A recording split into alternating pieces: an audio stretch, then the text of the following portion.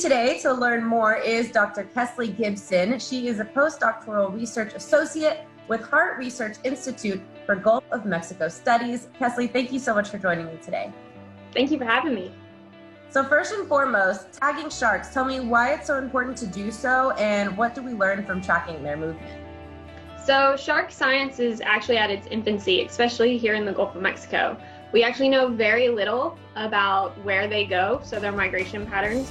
So by tracking them, we can actually learn basic information, like what species are here, where they go, do they leave the Gulf of Mexico, do they stay here, what are their seasonal movements? And this is all very important, especially if we would like them to be in the ocean long term for future generations.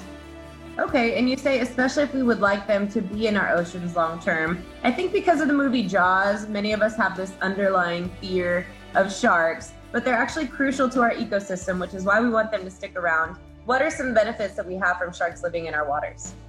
So sharks perform a top-down effect.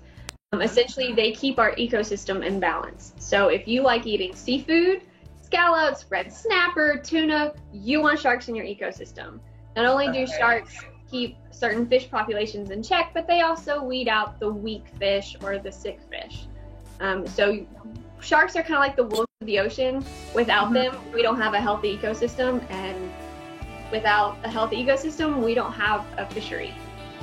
All right, very interesting and a great way to put it in perspective for anyone who's got this fear. Like, why sharks? Like, why do we need them? Well, if you love seafood, that's why, for one. Now, this is such an interesting profession, and I have to ask, is this something that you wanted to do since you were a child? Is it something you discovered in adulthood? And what is it that lit that fire for you? I have always been interested in sharks. It does spur from watching Shark Week as a child. But I'm actually from a landlocked state. I'm from Tennessee, so I came about this the long way around. I remember summers with my family, vacationing. My dad is a marine geologist, and so he definitely kind of helped spur that and keep that fire going. On family vacations, we went shark tooth hunting, we checked out all the aquariums and all that kind of stuff. So I definitely have fond memories of just being super excited about Shark Week and then getting to kind of explore that with my family. I love it. I love why, because it just goes to show that no matter what your passion is, you truly have the freedom to pursue that career and make it your reality. So it's wonderful to speak with you and know that you're so passionate. Now, what is your favorite part about what you do?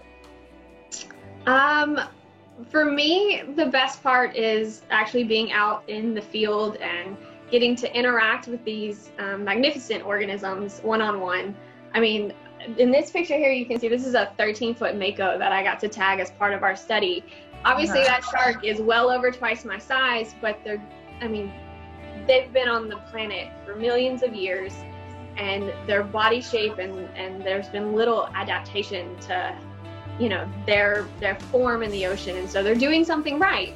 And just to be able to interact with something that magnificent is probably the best part of my job. That's so interesting. And you mentioned the mako shark. What is that, a common shark that's here in our coastal waters, and what are some others we can expect to see? So the short-fin mako shark is not too common. It is a more uncommon species. They tend to winter here off the coast of Texas, which is what we have found in our most recent study. We do have some that leave the Gulf of Mexico, which is a relatively new finding. Now, where they go is still kind of a mystery. We do have some that go off to New England, and then we've actually had a couple go to the Caribbean Sea. So why they're going where they're going, we're still working out. And it actually tends to be the males that leave, the females stay in the Gulf of Mexico. So they're more of a winter species here. Winter Texans? They're winter Texans.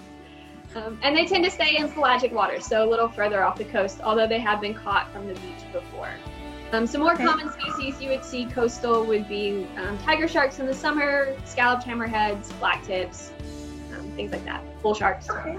Awesome. And in the event, just so we have this as common knowledge, it's important, if we encounter a shark in our coastal waters, whether we're surfing, we're on a boat, or maybe we're out with the kids on shore where I can't imagine there are too many sharks, what do we do? Well, you should just calmly evacuate the water. We're not on the menus for sharks. They're not interested in us. We're too big. But you should also know that that is their habitat and their home. So calmly exiting the water, give it some time for the shark to pass through that area, and then just go back to having fun on the beach.